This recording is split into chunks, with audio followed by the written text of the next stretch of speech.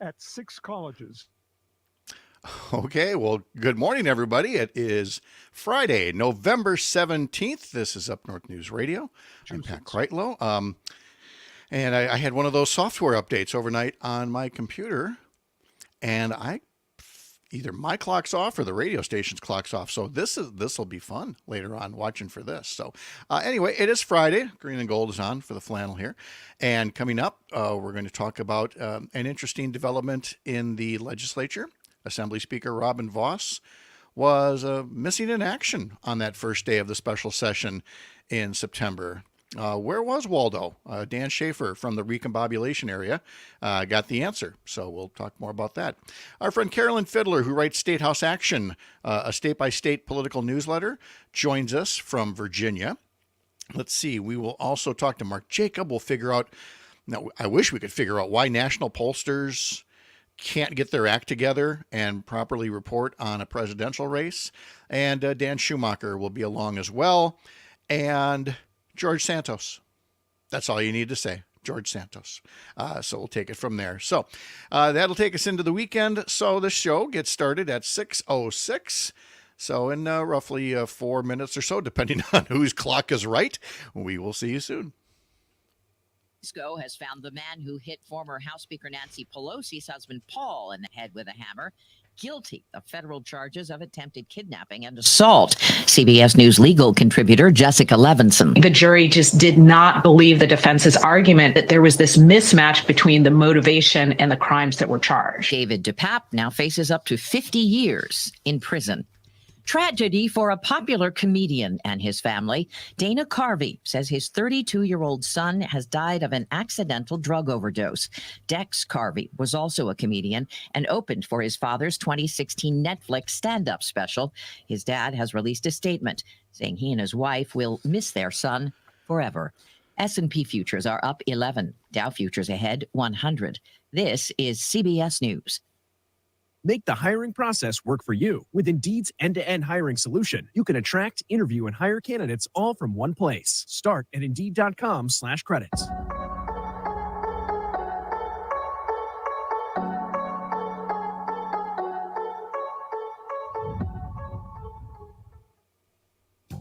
The fastest hour in radio, serving truth, justice, and equality with every slice.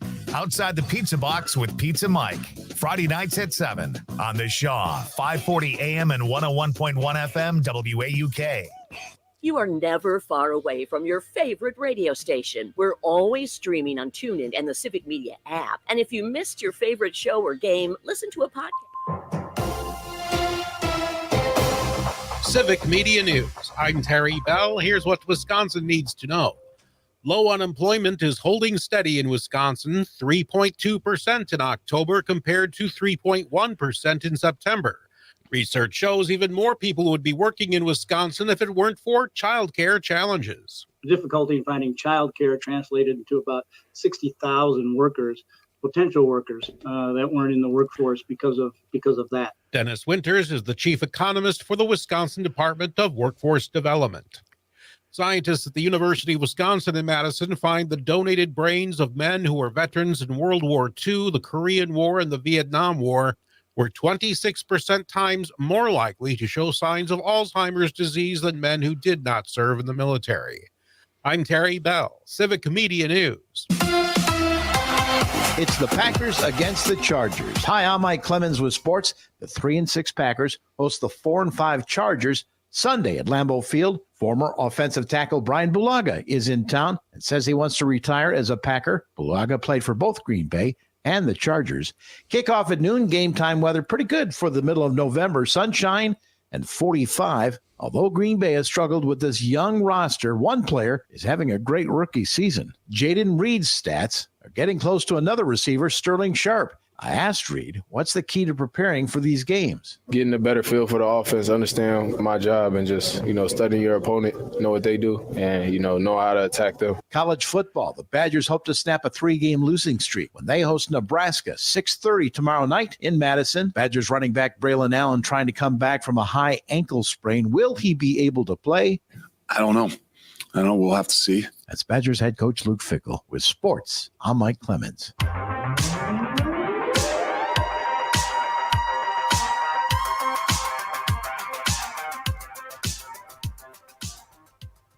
Here's your updated forecast on the Shaw.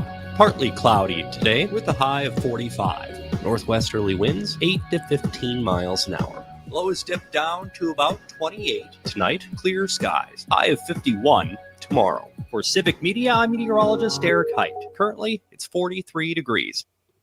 You can always continue the conversation on social media. Share your thoughts when you find and follow Civic Media on Facebook, X, and Instagram. Your home for the Devil's Advocates. Weekday afternoons from 4 until 6 on The Shaw, 540 AM and 101.1 FM. WAUK. UK.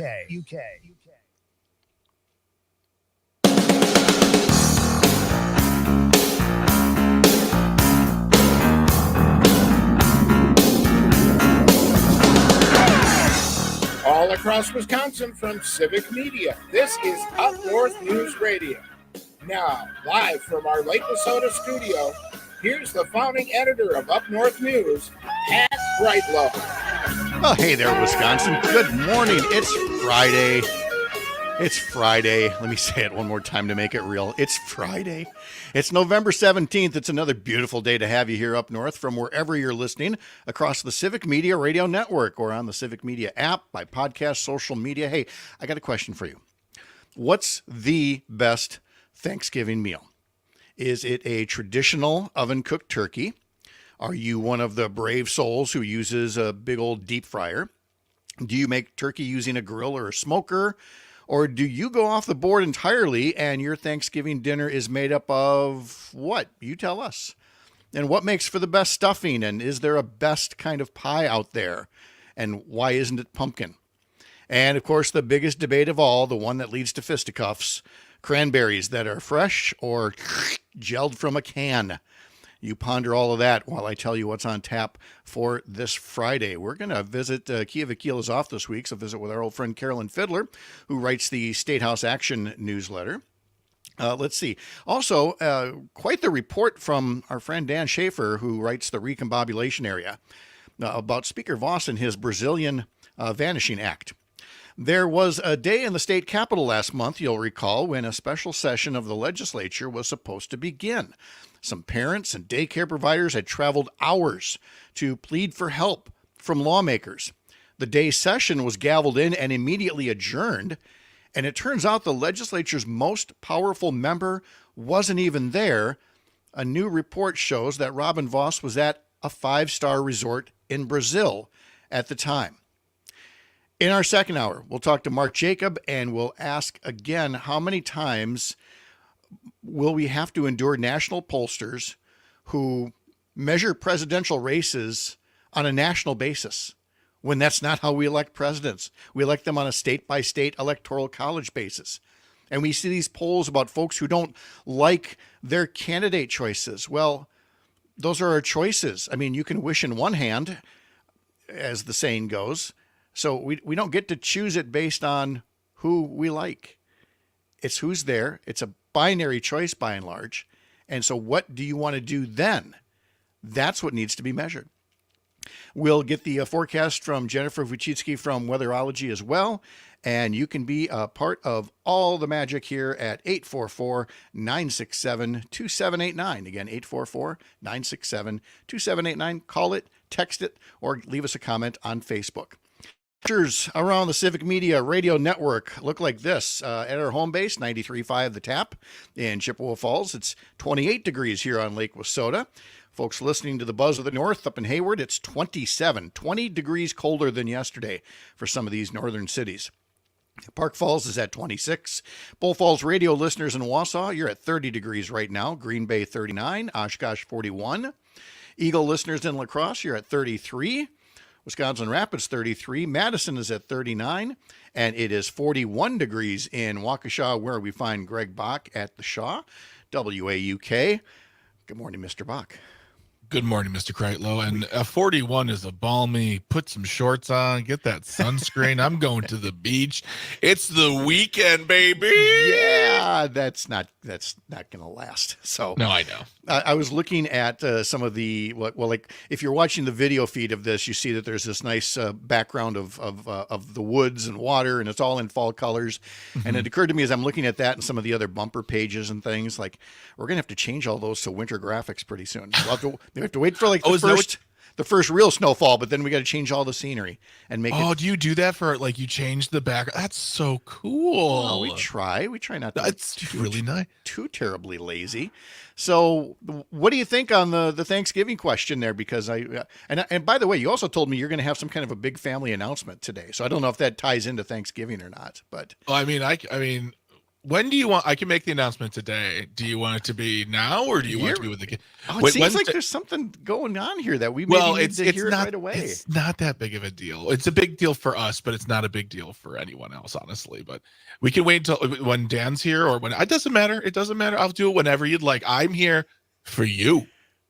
You notice I'm just letting you go on this because it's making the listeners go, "Oh, come on already!" So what is it, Greg? Last night, my wife Bridget and I, we bought a dog. Aw. Yeah. See, everyone's like, "Well, I'm turning this off." Wait. Well, no. Let's ask some questions. First off, legally, I mean, it's not somebody else's dog. Next question. Yeah. So, what kind of dog? No. It's a mix. It is a German Shepherd Pomeranian mix. German Shepherd Pomeranian. Yeah, when we read about it, her name is Kalia, but we're gonna that name's not happening. I don't know that name. But it's funny because she's 14 weeks. Okay. Oh, nice. And we. So I'm just gonna get it out here right now. Mm-hmm. Listeners, do not at me, or just at some other radio station. Here we go. We did not go through a rescue because we were looking all over the place, and we just happened across a service that helps, and it's through a breeder. It's a legal, safe, humane breeding service. Mm-hmm. So I'm just saying that right now. Don't at me. Don't get mad at me, hipsters. No, it's okay. But yeah, so we don't have her yet. We made the transaction last night, and then she has to go for like one more vet visit, and then we can go pick her up. She's in Indiana. Do you know how many weeks we had Melissa Kay on from Locally Grown Radio talking about the Name the Chicken contest? Have you thought of turning this over to either the As Goes Wisconsin listeners or us? And do we get to vote on a name? I mean, it couldn't be worse than Bodie McBoatface, right? So, let us name the puppy. I'll tell you what, you guys can name the puppy in theory. In theory. You guys can. Then if you ever meet the puppy, you can try to call her by her name and see if she comes with it. She will not. Yeah, we already have a name for her. And, but yeah, so it was this is my first dog. We didn't grow up with dogs. Oh.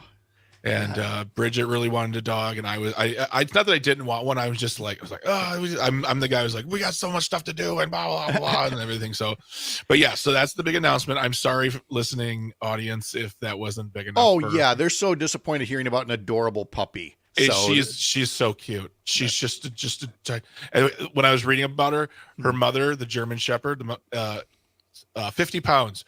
Her father, the Pomeranian, 8 pounds. I thought it might be a little early in the morning for that kind of discussion, but Dad, way to go, man! Way to punch above your weight. So, Dad loves the tall ladies. What can I say? Okay, we're gonna leave it at that and turn back to our other topic here. So you're gonna have this puppy, and you're moving into Thanksgiving weekend. So what is Thanksgiving dinner like? Thanksgiving for us is very traditional. We do the turkey. We do all the sides. We got stuffing, potatoes, green beans. There'll probably be cranberry. The cranberry will not be from a can, although I'm fine with both. I'm a can guy because that's what I always had as a kid. So you like what kind of like what you grew up with. And it's also easy too. You just slice it up and here you go. Yep. But the problem is, here's the big problem, is that every year the same thing happens. We go over to someone's house, or they come over to our house around 1 o'clock, 2 o'clock, and we start with some appetizers.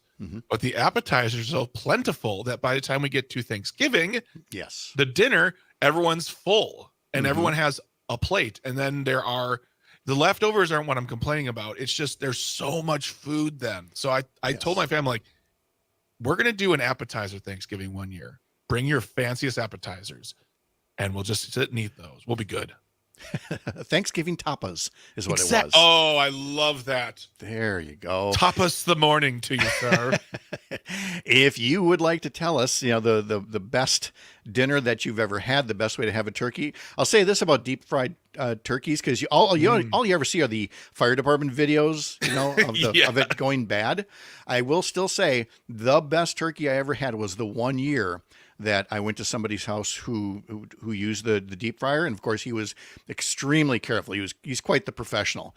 It was the best turkey. I mean, it was just so juicy and delicious. I could never do that. Nope.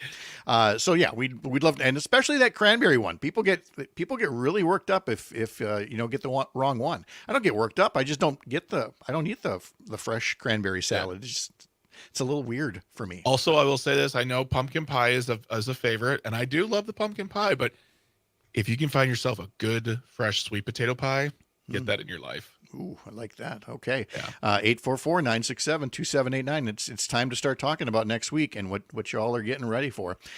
You can stay up to date on what Up North News is doing by getting our daily newsletter. Go to upnorthnewswi.com, click newsletter in the top banner, or click store in the top banner, because there's apparel there as well, t-shirts and tote bags and much more.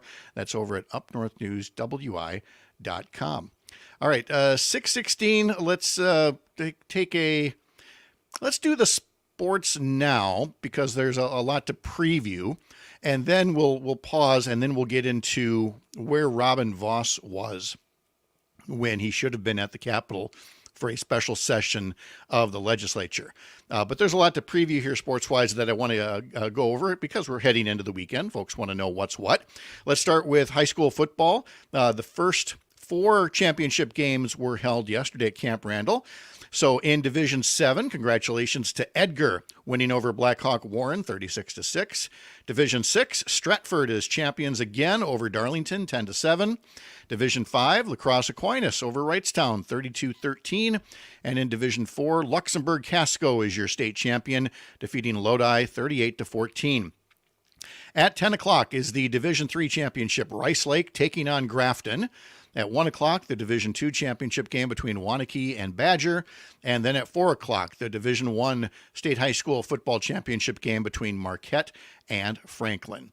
The Packers play the LA Chargers at Lambeau Field on Sunday at noon. You can catch that game on Radio from the Center, WRCO FM in Richland Center, WRJN AM and FM in Racine, and 98 Q Country in Park Falls. Badger football is home against Nebraska coming up on Saturday. You can hear that across some stations of the Civic Media Radio Network. Check our app there for more. The Bucks play tonight at Charlotte and then home against Dallas. You can catch those games on Oshkosh Air Support, WRJN in Racine, and 98Q Country in Park Falls. Badger men's basketball is active tonight, 6 p.m. at the Cole Center versus Robert Morris. That includes some coverage on some of your Civic Media Radio Network stations. Badger women's basketball plays Sunday at Kansas State. The 4th-ranked Marquette men's basketball team plays next Monday in the Maui Invitational.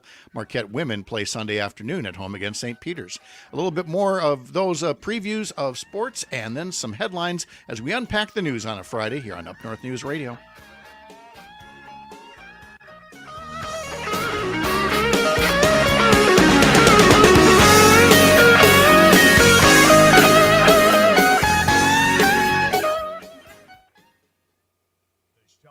WAUK.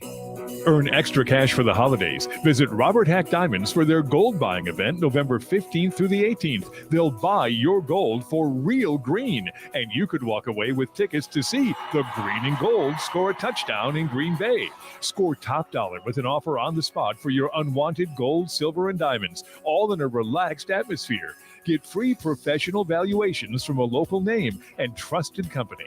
You'll learn exactly what you have and what it's worth with the international experience at Robert Hack Diamonds. Did you inherit jewelry that may not be to your taste but is sentimental? Why not convert it to something new and exciting? Or trade in your outdated pieces for something new? So many options. Robert Hack is having their gold buying event.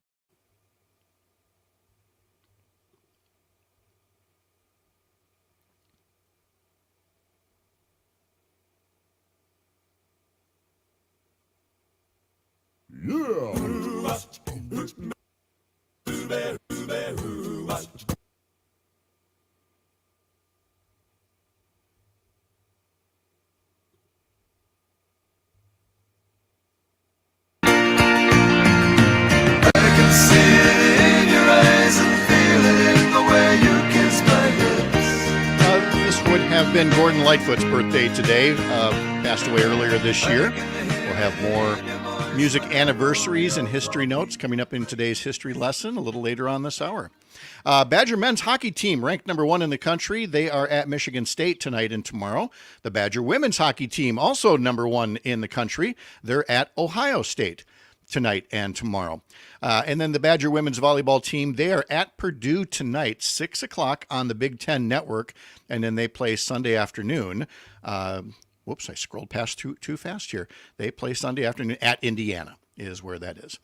All right, let's take you back to September 20th, and we can even go back prior to that, because Governor Evers, I believe it was in August sometime, called a special session of the legislature. And for good reason. While the state budget was done and they had reached agreement on many things, there were things that didn't get done or didn't get done well before the deadline. They always have a June 30th deadline every other year to pass a state budget. So the governor turns to the legislature and says, hey guys and ladies, there's some things we didn't do, things were rushed.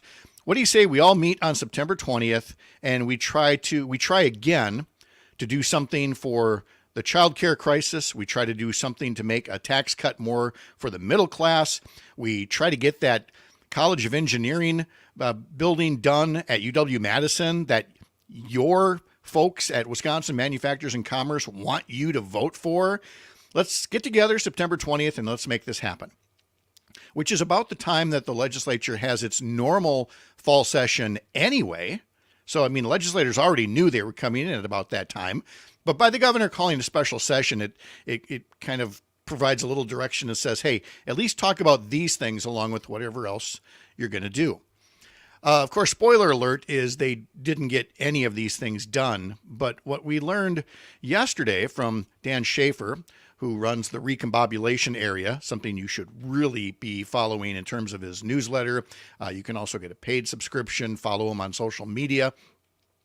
But Dan Schaefer, through open records requests, was able to determine that as people gathered at the Capitol, some of them traveling hours to plead their case to the Speaker of the Assembly and other Republicans gathered. And you'll recall, everybody wondered, would they just gavel in and gavel out the special session? They did not. They gaveled it in, but then they adjourned. They just said, we're gaveling it in, fine, we're in special session, but we're not actually going to do anything today. And now we know why. Dan Schaefer found, through the records request, that Speaker Voss was in Brazil at a 5-star resort as part of a conference. Robin Voss is part of a group, and in fact has been the leader of a group called NCSL, the National Conference of State Legislatures. I have been a member of that during my short time in the legislature. At that time, NCSL, again, the National Conference of State Legislatures, NCSL was a bipartisan or nonpartisan group, very much a service group in terms of facilitating bipartisan discussions about policy. They were a bunch of policy nerds and said, look, let's give everybody kind of a safe space to come in and talk about your ideas and maybe craft some model legislation that you take home with you, or don't, up to you, but come and talk to other state legislators from across the country. Okay, you're with me so far. That sounds pretty good. I don't recall what they were doing back then, 15 years ago or so. But I've been reading what Dan has said, not just about the trip to Brazil, but another trip to Europe and some of his other travels. And that's not the NCSL that I recognize. And Robin Voss, like I said, headed SEL a couple of different times over his tenure here. He was the president from 2019 to 2021, and he served out the remainder of somebody else's term earlier this year. So he's quite familiar with the group, and maybe he could answer better than anybody else. If you're a national conference of state legislatures, what value are you really getting? I'm not saying there's not value in groups that work among countries with state legislatures, but I don't know what it does for, say somebody from, Racine in this case, or Chippewa Falls, to be in Rio at a resort at an international conference when you've got big problems back at home. And in Speaker Voss's case, again, as somebody as prominent as he is, and as savvy as he is, you'd probably want to get ahead of this and say, hey guys, there's this conference happening. I really think it would be valuable. Here are the reasons why I think it would be valuable. So while I appreciate the governor calling a special session, we'll actually get going a week later, and then we'll talk about these very serious matters. But it took this open records request to figure out why all those people who came to the Capitol that day saw nothing and could do very little other than talk amongst themselves and friendly legislators on the Democratic side about their issues, and wonder, why are we still debating whether to take a record budget surplus and address the child care crisis? Why are we still holding the School of Engineering building hostage over diversity, equity, and inclusion things that have nothing to do with the School of Engineering? These are all genuine questions. And again, as somebody who has been a member of NCSL, I'm not going to tell you NCSL is bad. I'm not going to tell you that legislators going to conferences are bad. But you would kind of want to get ahead of that. The one conference I went to was in Atlanta, and it was in the middle of summer or something like that, where, again, legislatures by and large are not in session. Robin Voss knew there was going to be a fall session of the legislature. So his judgment, you're right to question it. He also is entirely free to respond to all of this and, explain why he thought that was more important than everything that people in the Capitol wanted him to be working on. But that's for him to decide. I mean, he doesn't have nearly the issues of somebody in Congress there's many more questions about this guy. And I can hear, like, if there was a god of radio talk shows, he or she would be delivering this message to every talk show host today: George Santos, and go. Because that, Greg, is, I don't know if you've seen the ethics report that came down and everything that this clown was doing. Well, everything from the Botox treatments with donor money to, purchases on OnlyFans, which is basically a pornographic site, all kinds of questionable personal purchases. He still has no shame that he would actually resign. His Republican colleagues still have no shame to expel him, not yet. But he did give us this big consolation yesterday. He said he's not going to run for re-election next year. Our long national nightmare is over. I mean, it's been a wacky 2 years, Pat. Here's the thing. He's only been in Congress for about 10 months. Yeah, that's how it feels like forever this year. Carolyn Fiddler helps us break down these things and more from her Statehouse Action newsletter, and she joins us in just a bit. Wherever you're listening across Wisconsin on this Friday, when you're here, you're up north. Back in a bit.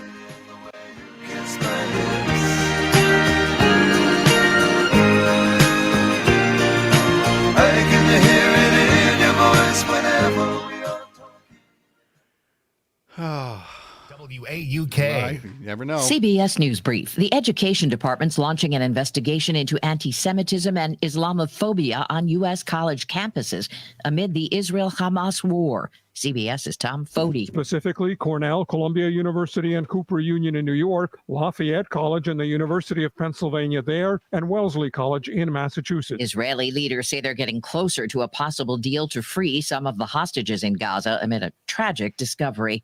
CBS's Doug Williams. Israeli Defense Forces say the bodies of two hostages, 65-year-old grandmother Judith Weiss and 19-year-old soldier Noah Marciano, were found near the hospital. An attorney for Breonna Taylor's loved one says they'll continue to seek justice after the federal trial of a former Louisville police officer ended in a mistrial. Of course, the family is disappointed. This is not the outcome they wanted, but we are here for the long game. Brett Hankinson fired 10 shots in that botched raid. CBS News Brief. I'm Deborah Rodriguez.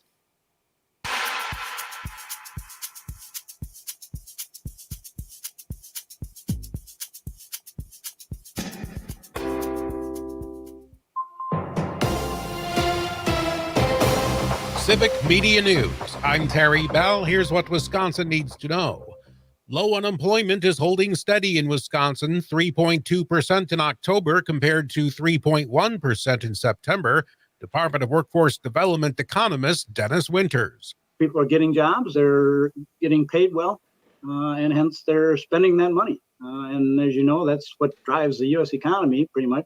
More than 3 million people are working in non-farm jobs in Wisconsin. That's close to a record.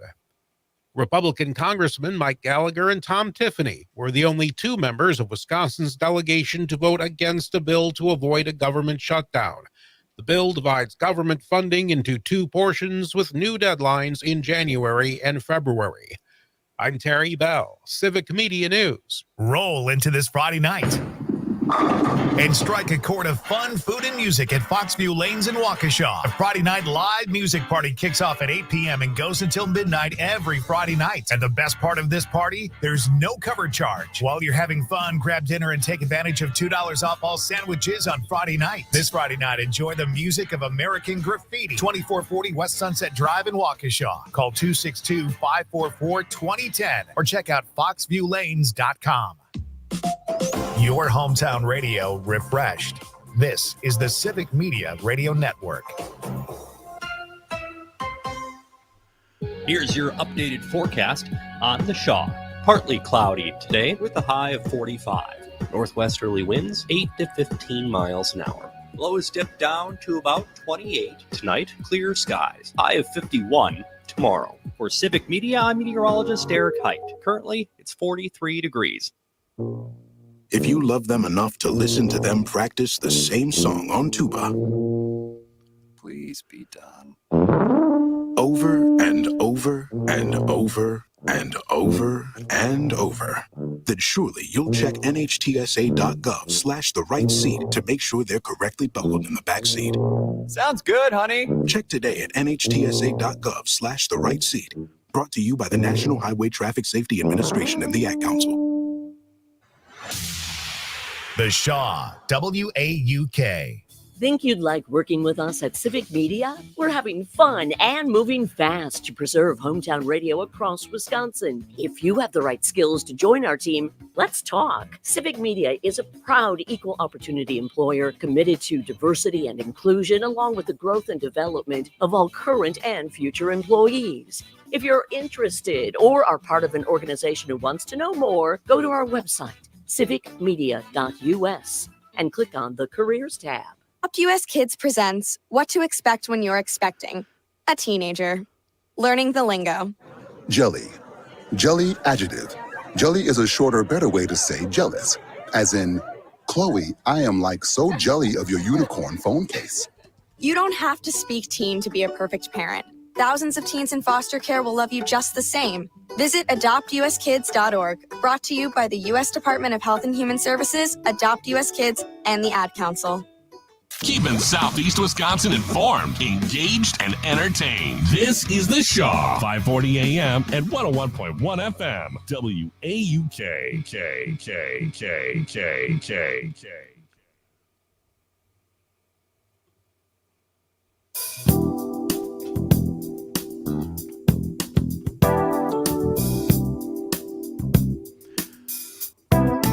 While we wait for Carolyn Fiddler to join us, a reminder, you can go to couriernewsroom.com and subscribe to newsletters with great political reporting from show guests like Carolyn, like Kia Vakil, who's off this week, like Mark Jacob, who will be along about an hour from now. Again, Courier Newsroom is the parent company of Up North News, and we would love to have you over at upnorthnewswi.com. Subscribe to our newsletter there, and go to couriernewsroom.com and subscribe to those fine national newsletters that our friends put together for us. President Biden is on the West Coast working at a summit with countries from Asia, and again talked about nurturing economic ties, but is not necessarily signing any trade deals. It says a lot about how the evolving global economy leads to agreements that need to be negotiated down to the letter, something that is still going on amongst the nations here. But the president also made clear that in future agreements, one of the things that's going to be getting more attention from his administration, and he hopes from the country moving forward, would be increased labor protections, something that certainly people did not like the lack of in NAFTA and some others, that there should be trade deals that not only look out for the nations, the economies, the employers, but the employees and the environment and the customers, by making sure that everybody's playing on a level playing field. But I do wonder, how would this have all looked if that had been Donald Trump out there? And I don't have to wonder very long, because we saw that shtick. It seems like a lot of people have forgotten that shtick, but we know what a Donald Trump presence on that stage at that conference this week would have looked like. Carolyn Fiddler sure knows and joins us now. Ms. Fiddler, I'm sure that Greg got rid of it, but we again welcomed you in with the ultimate yacht rock hit, Michael McDonald, and I keep forgetting, but I still have it. It's not going away ever. Oh, good for you. All right. Well, everybody just this normally happens at 6:34. It's 6:37 now, but if you would, let's just backtrack. It's 6:34, everybody, and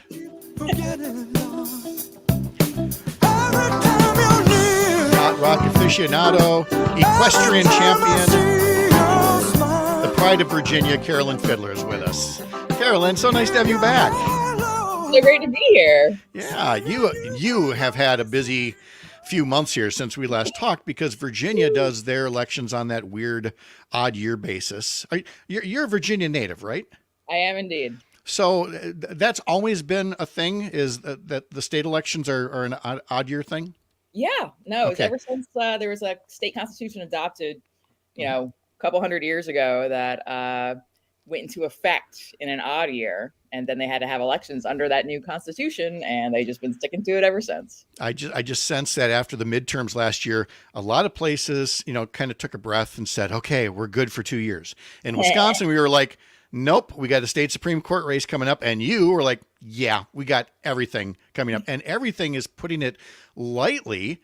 I mean, I described it as the governor there, Glenn Youngkin, was like moments away from declaring his candidacy for president if the elections had gone one way, and they went completely the other. To what degree was that? Where was that on shock, surprise, not shocked, surprised but not shocked that Democrats took both houses of the legislature there?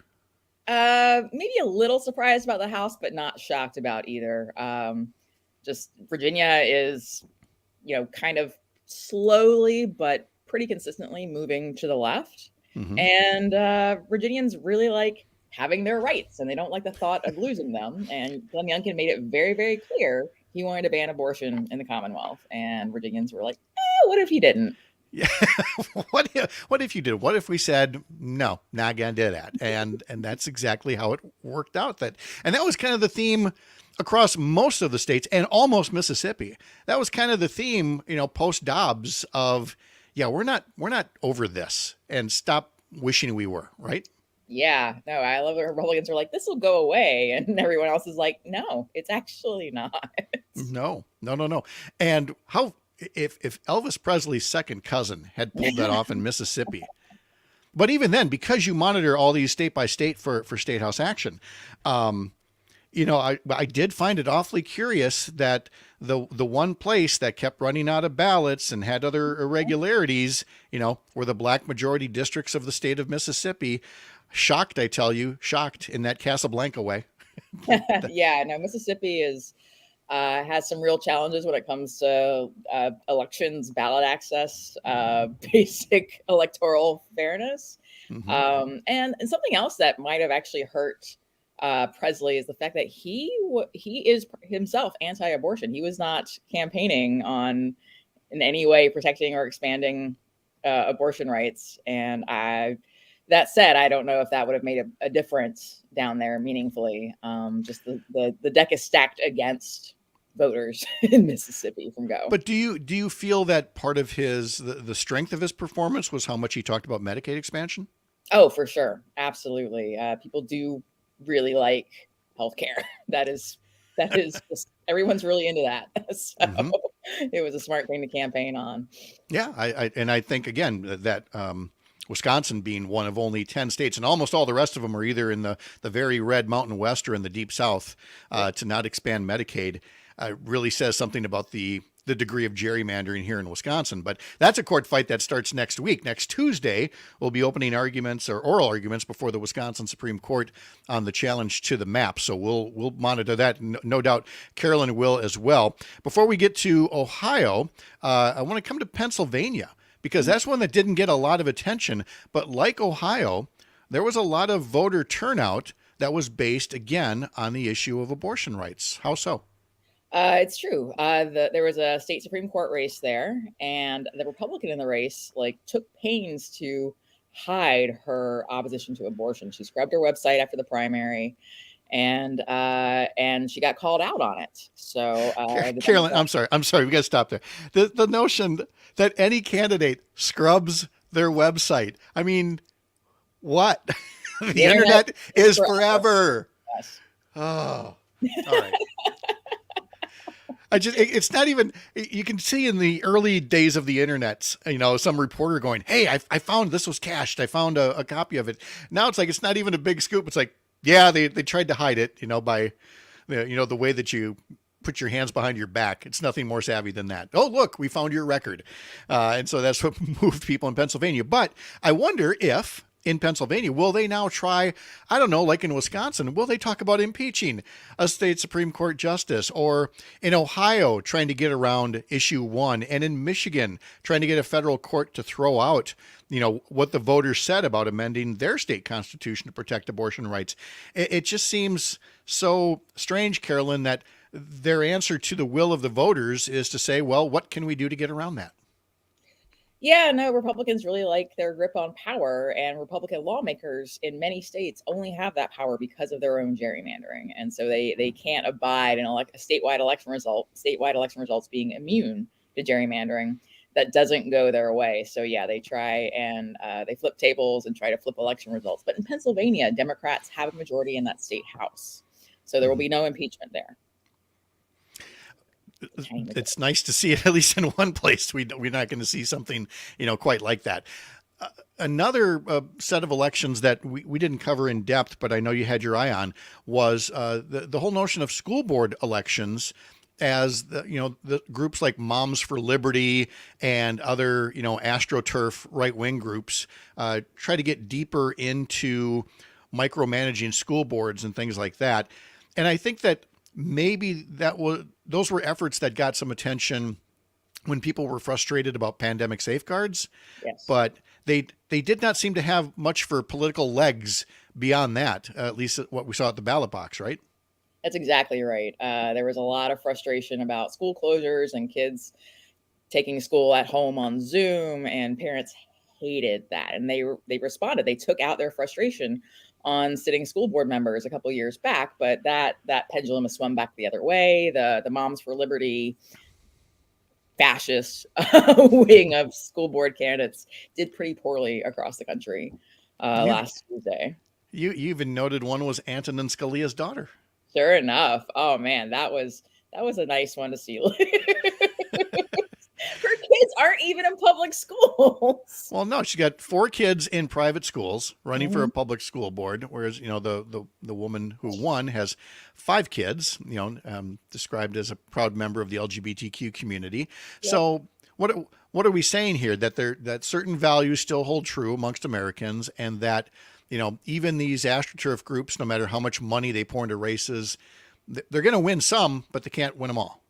That's true. And I think another thing we saw a little bit further under the radar is that these anti-transgender attacks just aren't working. Like people just want to leave people alone. People, like a lot of people, think they don't know or don't actually know a transgender person. So that it might seem like odd and unrelatable to them, but also at the end, it doesn't affect their lives. And people just want to, go to work, read their kids a bedtime story, make sure they do their homework, pay their bills, and have a life, and worrying about, how someone else identifies is just not part of that equation. I'm glad to hear that, because we're now going to transition into Tammy Baldwin's run for re-election next year, and that had these kinds of attacks, been more successful, what that might have made, it's going to be an expensive campaign already. And we don't even know who the main Republican candidate or candidates are going to be, but it's going to be expensive anyway, because control of the Senate is at play here. But how do you think, how do you think these results inform next year's race with Tammy Baldwin? I think we're going to hopefully take a lot of LGBTQ attacks off the table, maybe, but Republicans will stoop to anything. So if they feel like they're not in a good place, in that race, who knows what they're going to do? Honestly, yep. They have no shame. And when they're down in polling, they'll throw anything at the wall. We kind of saw that in Virginia a little bit. In the last few weeks of the races here, when it became, I think, fairly clear to Republicans they were going to do poorly on November 7th. You saw a lot of those public safety ads. Democrats want to let criminals loose to kill your babies or whatever, even though a lot of these folks had never served in elected office before and had no record on these things. There was one prosecutor a former prosecutor in Northern Virginia who had these ads run against her. She's like, no, I literally locked criminals up for a living. So good luck with that. Greg, did you have some predictions or insight or fear about 2024 here? Pat, I have so much fear. I'm made of fear. It's like a layer of buffet food, then there's a layer of fear, more buffet food, more fear.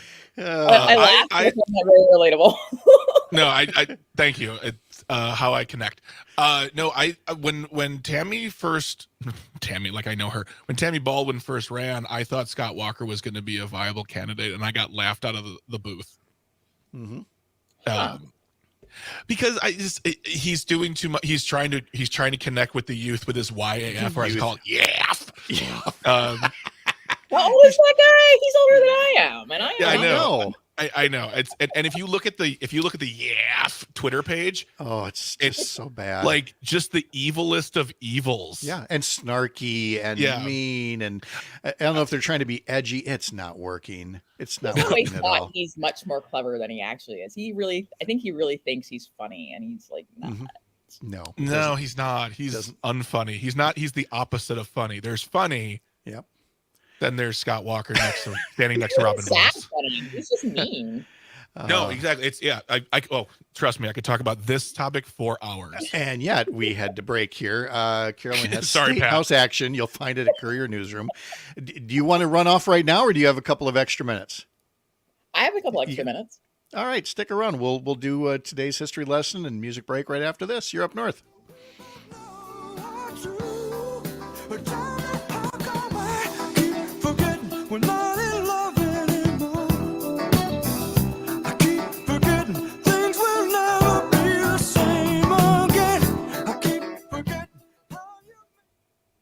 WAUK.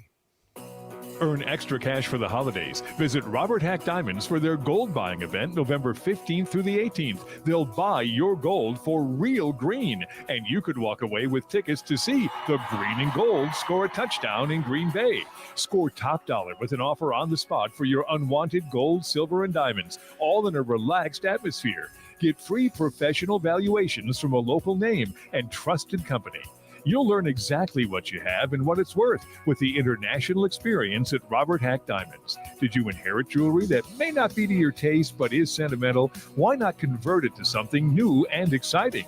Or trade in your outdated pieces for something new? So many options. Robert Hack is having their gold buying event November 15th through the 18th and is paying cash for your unwanted gold, silver, and diamonds. See them in Brookfield, just east of Moreland on Greenfield Avenue, or right on the corner of 76th and Layton in Greenfield.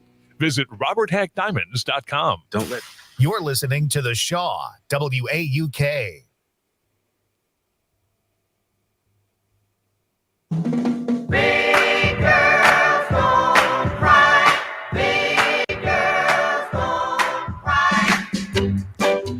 Number one song this day in 1962.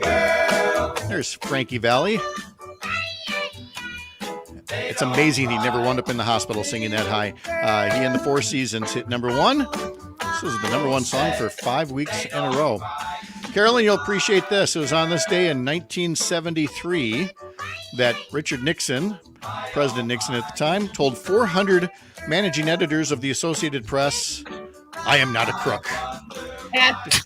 There wasn't big sound, people weren't looking for sound bites. We'll bring Frankie Valli down and out of there. Frankie, thanks for playing. But you could tell all those folks at the time were like, oh man, if we were radio reporters, we would just be dropping that line in everywhere. The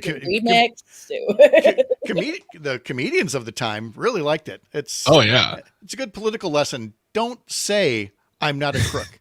If you watch that press conference and you see he's sweating so hard on his upper lip and through a 3-piece wool suit, like it's so sad. And yet, Carolyn, who else is in 3-piece wool and not sweating? George Santos. Look how far we've come. In 50 years, you now have him living this lie and going, la la, what are you going to do? Some people use Botox to control excessive sweating. Thanks, taxpayers. Oh, let's see. The Spice Girls hit number one from their self-titled debut album with the hits like To Become One, Wannabe, and this one from 1996.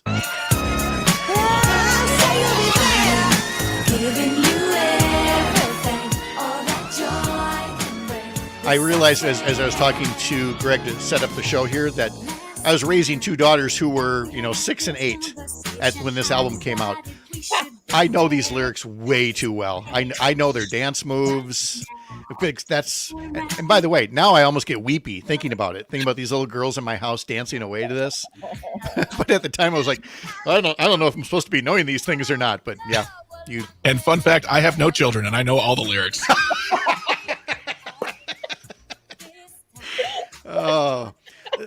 So Spice Girls for you was not a little girl thing, but it was what? Was it something? Was it bubblegum pop for you, or were you at this age of? Oh no, I'm too old for their music. I was in high school at the time, and I was carpooling, remember, to my summer job, and my carpool buddy had this tape, and she would just pop it into my tape deck, and she'd be like, "This is what we're listening to today," and I'd be like, "Okay, cool." And then, when it was my turn, I would pop in "Odelay" by Beck, but so. Oh yeah, there's that. That's good stuff. That's the alpha and omega right there. Yes. On this day in 2003, Arnold Schwarzenegger became governor of California. The city of Denver was founded 175 years ago today in 1858. And as we mentioned before, Gordon Lightfoot was born this day in 1938. He passed away back on May 1st.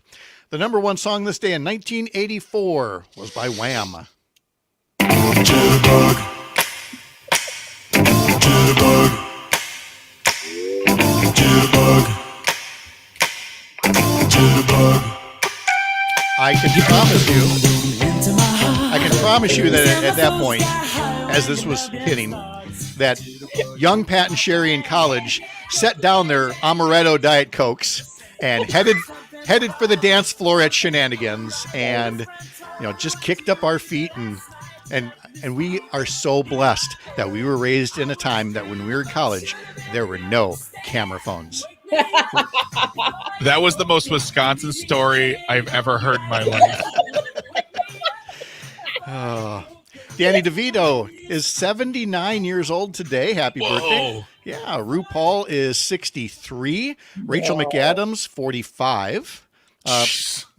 Former Milwaukee Brewer Ryan Braun turns 40 today. The Eagles were number one on the U.S. album chart this day in 2007 with The Long Road Out of Eden, which included Hole in the World and the single. We were just too busy being fabulous, too busy to think about us. All right, one more melancholy anniversary note. The first COVID-19 case was traced on this day in 2019 to a 55-year-old man who had visited a market in Wuhan, China. And then the last thing we've got here is for Carolyn to take us back to when Howard Dean was running for president, because Howard Dean turns 75 years old today. And Carolyn, do you remember this moment? Oh, hold on. It muted on me. It muted on me. I know exactly what moment you're Washington, D.C. to take back the White House. There it is. There it is. Oh, boy. Can you believe that back then that tanked his career? I no. Well, here's the thing. He was one of those who had risen so far so fast. Again, we're talking like in that July, August, September, of the year prior, he was on fire. And so by the time you got to the primaries, there was getting to be a little bit of fatigue, and he didn't finish first. And so his concession speech was, shall we say, colorful. But Carolyn, did you think at the time, like, wow, that's the end of the line for him? No, not at all. I think a lot of it had to do with the media landscape at the time. You had the emergence of Fox News at that point, and like no pushback on it meaningfully.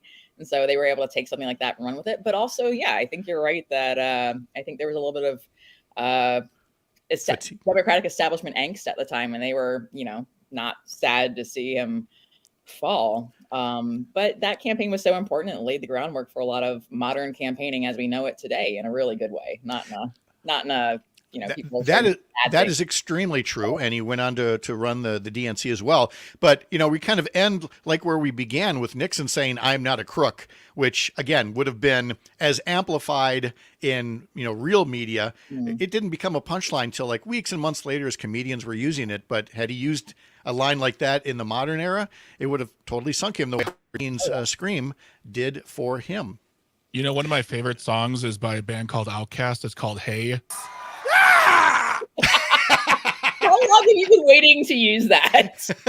I just came up with it right now. And you found it now. You got it that quickly. Good on you. Thank you, Governor Dean. Yes. Well, I gotta say, he was, I think, one of maybe the most successful chair of the DNC in the modern era. He was the guy who really invested in state parties and helped bring them back in like the early mid-aughts in a way they desperately needed at the time.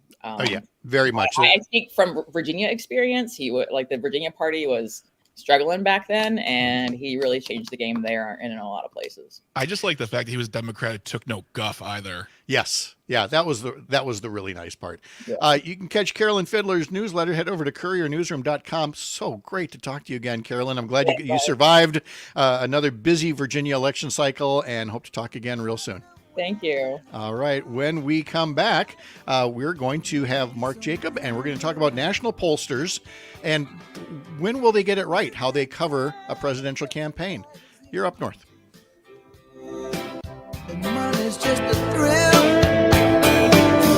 I've waited so long for you to change your way of living. Now I realize. All right, there we go. And there she goes. All right. On the Shaw, 540 AM and 101.1 FM WAUK. The Civic Media network of radio stations across Wisconsin. It's your hometown radio. Refreshed. Roll into this Friday night. And strike a chord of fun, food, and music at Foxview Lanes in Waukesha. The Friday night live music party kicks off at 8 p.m. and goes until midnight every Friday night. And the best part of this party, there's no cover charge. While you're having fun, grab dinner and take advantage of $2 off all sandwiches on Friday night. This Friday night, enjoy the music of American Graffiti. 2440 West Sunset Drive in Waukesha. Call 262-544-2010 or check out foxviewlanes.com.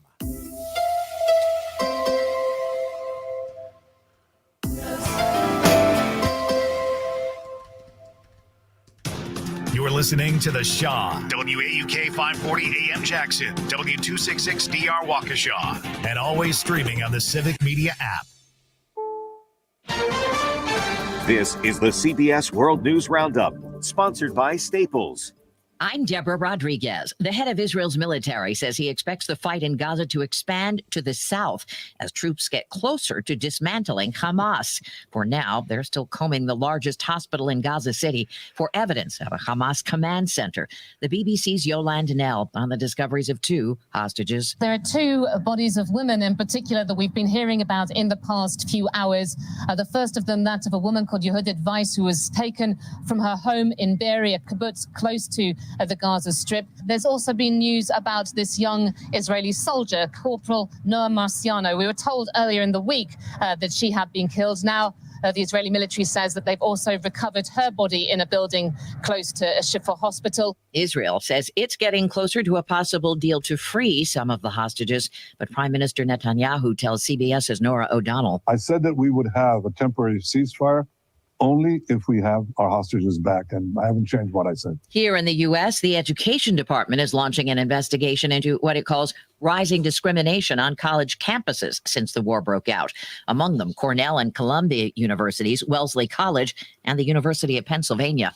Embattled Republican Congressman George Santos says he will not run for office again after a scathing House ethics report that found evidence he stole money from donors for his own personal use and lied about his background. Fellow GOP lawmaker Mike Lawler says Santos' response isn't enough. He needs to resign. He is unfit to serve as a member of Congress. His conduct was not only unethical and unbecoming and embarrassing, it's criminal. His ex-girlfriend model is accusing rap mogul Sean Combs of abuse. CBS's Monica Ricks has the details. Cassie was once signed to Diddy's music label, and they dated when she was just 19. Shortly after that, the lawsuit claims the music mogul started a pattern of control that involved drugs, brutal beatings, and forcing the singer to have sex on camera. A family in suburban Chicago is suing Volkswagen for holding up the search for their 2-year-old who was kidnapped when thieves drove away in their car. Mom Taylor Shepard says her subscription to the company's GPS tracking software had expired. It demanded she pay $150 before it could help. I didn't even think that that would be an issue, that Volkswagen would refuse to tell us where our son was, especially when it's a kidnapping and every second matters. Eventually, someone paid and little Isaiah was found in a parking lot. This is CB. Staples stores provide innovative products and services for small business, remote workers and learners, even teachers and parents. Explore more at your local Staples store. The Civic Media network of radio stations across Wisconsin. It's your hometown radio. Refreshed. Roll into this Friday night and strike a chord of fun, food, and music at Foxview Lanes in Waukesha. The Friday night live music party kicks off. Civic Media News. I'm Terry Bell. Here's what Wisconsin needs to know. Low unemployment is holding steady in Wisconsin, 3.2% in October compared to 3.1% in September.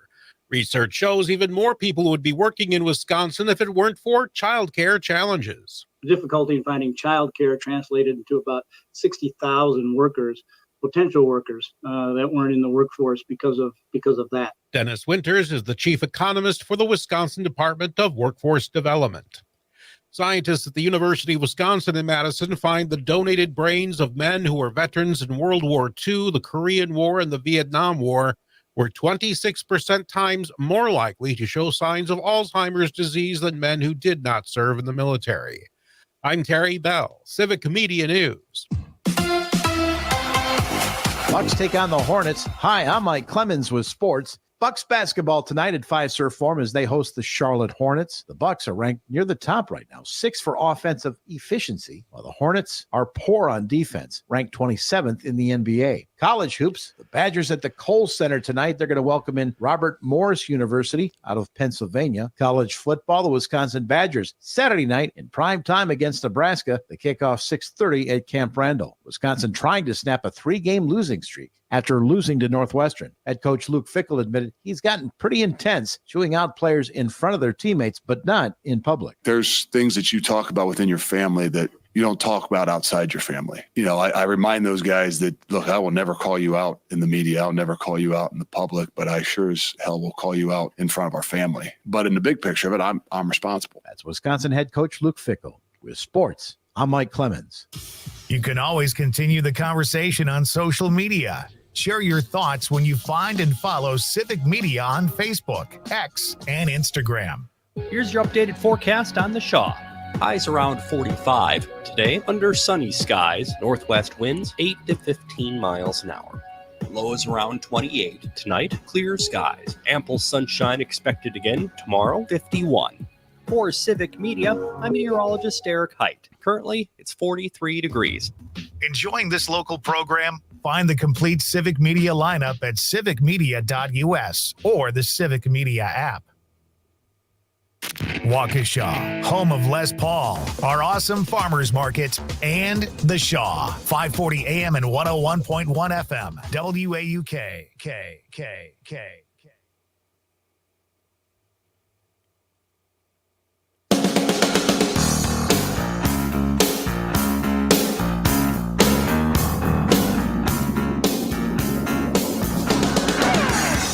All across Wisconsin from Civic Media, this is Up North News Radio. Now, live from our Lake Minnesota studio, here's the founding editor of Up North News, Pat Brightlow. On this Friday morning, November 17th, 2023, nice to have you along here in Chippewa Falls. Greg Bach is down in Waukesha on this World Prematurity Day. It is National Hiking Day. It is National Baklava Day. Greg, that's one of those things I don't think I've been able to find in Chippewa Falls is a good baklava. Really? You don't have good Greek food up there? Not that I've seen. It's National Homemade Bread Day. I'm not opposed to that. Ooh, no. Yeah. National Zinfandel Day. Probably should have brought that up with Carolyn Fiddler, although she probably is too good for Zinfandel.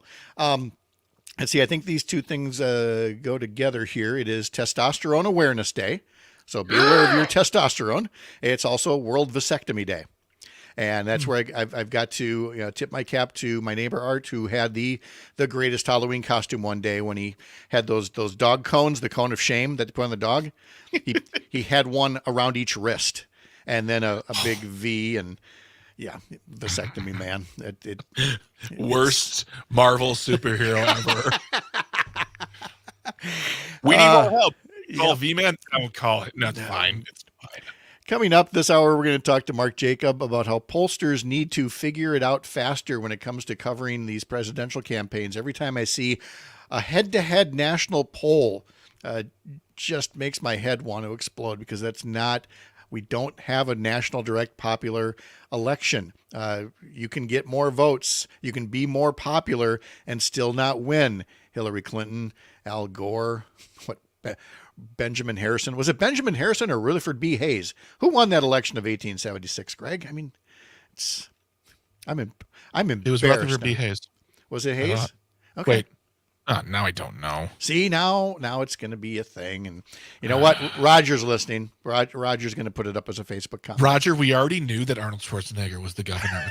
Don't pick on our I'm just kidding. Facebook commenters. We are very happy to have them here. So we'll talk to Mark Jacob about that and other media coverage of the week's events.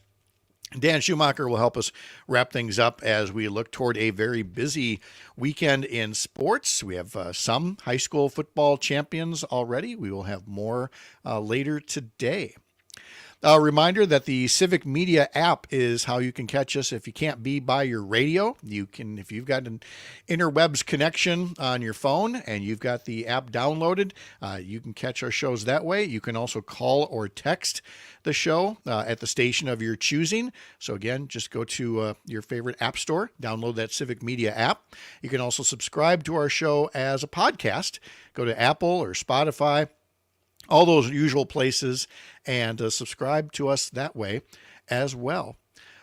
Greg, I was going to, as I was looking at other news and notes to bring up today, as somebody who has a comedy shop that you work in, I wanted to get your take on the news this week that Kevin Hart has been chosen to receive the Kennedy Center's Mark Twain Prize for Lifetime Achievement in American Humor.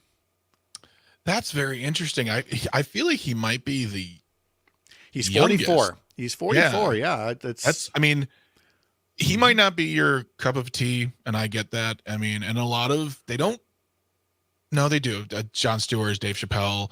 But the point is he has worked incredibly hard. Like, this man came up and went from doing terrible little nightclubs to selling out stadiums. And that's what the Associated Press story here says. He launched his career as a teen in his native Philadelphia. He recalled early stand-ups as a string of brutal failures, being booed off stage, at one point having a piece of chicken thrown at him on stage. Who's serving chicken in a comedy club? Well, they serve all sorts of things. That's actually a great story he told on the Graham Norton show. He told on that show. But you know who doesn't have that award yet? And I'm shocked by that. Conan O'Brien. Now that does surprise me. Yeah. That it'll come. There's no doubt there. Make it happen. Hart honed a signature style that combined his diminutive stature, expressive face, and motor mouth delivery, and it made him a wildly successful touring act. But here's the part that really sticks out for me: the way that he can play a character on TV or in movies. 11 of his films, not starring him, but films that he's been in. 11 films he's been in opened at number 1 at the box office. All told, his films have grossed more than $4 billion in global revenue. So I will say Conan can say that. So, that's the bankability. All right. No, I'm just saying he had a long running TV show. When you go, well, wait, isn't Kevin Hart kind of young? Yeah, but you can't argue with that kind of a movie. No, record, no, and I mean, hey, they don't. That's not a popularity contest either. That's not an award. Who's the hot young comic now? This is, Tina Fey, Steve Martin, Dave Chappelle, Jon Stewart. They're all. By the way, legends. One of the trends these days on talk shows, especially, and I'm not a big fan of it, is the Mount Rushmore game. And in this case, it would be who's on the Mount Rushmore of comedy. In other words, you got to give a top 4. And there are just some things you can't do a top 4. Now, people would do like, who's on the Mount Rushmore of Wisconsin sports? Well, you could do that just with the Glory Years Packers from the 1960s, Who do you put on there? So, again, these are the greats who get these awards, but you can't limit it that way. Hey, sports-wise, and this is not something I typically watch, but I may dip into it Saturday night. Did you see the Las Vegas Strip is being transformed into an F1 Formula One racetrack? Yeah, my friend Elijah won't shut up about it. And it in a good way or a bad way, though? He loves F1. I'm surprised he's not going. He's not, and a lot of other people are not, because based on ticket sales and reception from the community, it's not going great, which I'm a little surprised. To me, it's like Vegas. Anything goes in Vegas, but apparently when you rip up streets for months at a time so that they can be repaved, to Formula One standards, and then you have all these closures, and then you black out all these windows to make sure that people pay tickets, in order to go see the event. I guess it's rubbed some people the wrong way. Ugh, yeah, and those events can't be cheap to attend, period. No.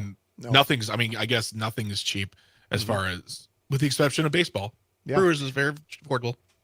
I would think that if people were in Vegas, and by the way, this race is tomorrow night, Saturday night at 10 p.m., because they want the glitz of the Strip, everything's all lit up. And so there's all kinds of lighting there. And it's going to be a lot of fun. But if you were in Vegas that weekend, you'd have to think, well, everybody's going to be watching the race, so I'm going to go do, so many other things that they could go do and not get as big of a crowd. Although maybe that's what everybody's thinking, and everybody will be doing something else instead of watching the race. I don't think you could resist, though. I mean, to have the cars going that fast through there. And again, I'm not the world's biggest racing fan, but I'll watch a couple a year. I somehow normally catch the Formula One in Monaco, just accidentally. It's like, oh, it's that race again. So I could see this one catching on, but only if the locals let them come back. So we'll see how that rolls tomorrow night. If you missed it in our last hour, we want to again tip our cap to our friend Dan Schaefer at the recombobulation area through open records requests, finding out that when the legislature kicked off its special session on September 20th, and it gaveled in the session and then adjourned for the day, disappointing all kinds of people who traveled hours to the Capitol. It was because the Assembly Speaker, Robin Vos, was nowhere to be found, because you would have found him in Brazil at a 5-star resort as part of a conference. So head over to the recombobulation area, look up Dan Schaefer, Schafer, and read more of what he has to say about where Speaker Vos was and how people felt about where he was versus where he should have been for a special session of the legislature. 7 o'clock temperatures across Wisconsin look like this. It's 26 right now on Lake Wissota, 20 degrees cooler than this time yesterday. Hayward is at 20 degrees. Park Falls is 25. Wausau, 28. Green Bay, a little warmer at 36, and Oshkosh at 39. La Crosse, 28. Wisconsin Rapids is at 28 as well. Madison, 37. Waukesha, 37. And it is quiet. It is nice. It's going to be dry. Let's see how long that continues into the weekend with our forecast from Jennifer Wojcicki from Weatherology, who joins us. Jennifer, happy Friday. Good morning. Happy Friday. Good morning. Yeah, and like you said, it's quiet, it's dry, and it's going to be sunny and a little bit cooler compared to yesterday as we saw that cold front push through the state through the overnight hours. So much cooler overall compared to yesterday. It looks like sunny or becoming sunny for everyone, with highs in the mid to upper 40s for southern Wisconsin, Richland Center, Madison, Waukesha, over towards Milwaukee, and then low 40s from Oshkosh through central and west central Wisconsin today. Saturday, it looks like a brief warm front actually comes in, so warmer for everyone. Sunshine to start off the weekend for all, with highs in the upper 40s to low 50s for most. A little warmer getting into the mid 50s from Madison to Richland Center and for southwestern Wisconsin. High pressure settles in for Sunday, so essentially expect to see just a carbon copy of Saturday. Then to start off the holiday work week, Monday, another cold front begins to come in. Cloudy for all, a chance for rain for nearly everyone, except for around Wausau, Wisconsin Rapids, and Oshkosh. And then highs back into the mid to upper 40s for everyone. A little cooler around Wausau, getting down into the lower 40s for Monday. All right. Sounds very good, Jennifer. Thank you so much. We appreciate it. Have a great weekend. Thanks, you too. All right. There's Jennifer Wojcicki from Weatherology joining us. She does every morning at this time, and you get your Weatherology forecast throughout the day all across the Civic Media Radio Network. I'm wondering, Greg, what to make of the latest rock album that's come out, and whether Dolly Parton should have made it at all. Dolly Parton, who was inducted into the Rock and Roll Hall of Fame almost under protest, said, well, I guess if I'm in the Rock and Roll Hall of Fame, I got to do a rock album. And her first rock and roll album, appropriately titled Rockstar, comes out today. It's got a few remakes. It's got some originals. It sounds like it's got a lot of duets. Sting helps with Every Breath You Take. Peter Frampton on Baby I Love Your Way. Debbie Harry, Heart of Glass. Pat Benatar on Heartbreaker. I would actually want to listen to that one. I mean, that's the only rock tune you're giving me. Yeah, that's true. Well, you've got Pink and Brandi Carlile helping out with I Can't Get No Satisfaction. Okay. And here's Lizzo plays flute on Stairway to Heaven. Yes, Dolly Parton is doing Stairway to Heaven. Dang. And this one is also intriguing. Chris Stapleton with the old Bob Seger hit Night Moves. Oh, I love Chris. He's just released a new record that's really good. Mm-hmm. Dolly said she wanted to work with both Mick Jagger and Lionel Richie, but the timing didn't work out with that. But on one of the songs, you do have both both Paul McCartney and Ringo Starr. Not at the same time, but they're in the studio at different points to help out. So again, Rockstar. We'll listen to it over the weekend, and we'll have scathing reviews coming up next week. I guess. Wherever you're listening across Wisconsin on this Friday morning, when you're here, you're up north. Back in a bit.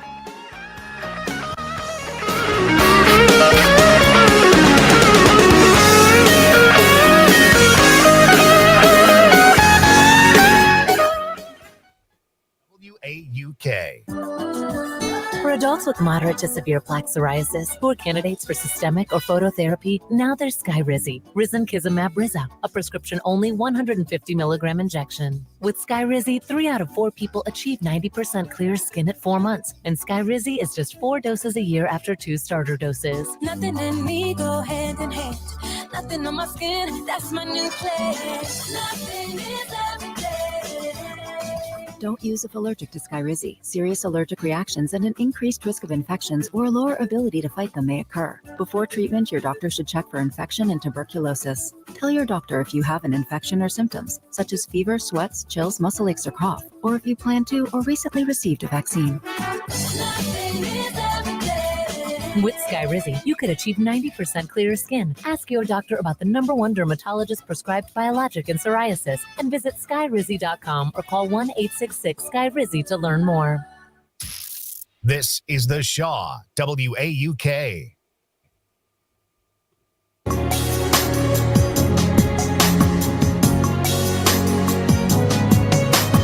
Candlelight and soul forever, a dream of you and me. I thought you didn't like this one by Spice Girls.